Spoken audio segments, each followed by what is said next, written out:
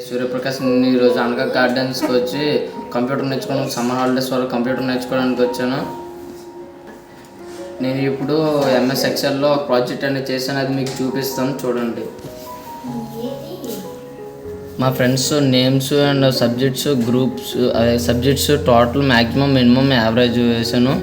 First Suresh అనే వ్యక్తి Sanskrit 98, English 89, botany 50, zoology 42, physics 55, chemistry 55, total 389 వచ్చాయి. మ్యాక్సిమం 98, మినిమం 42, యావరేజ్ 64.8 వచ్చాయి.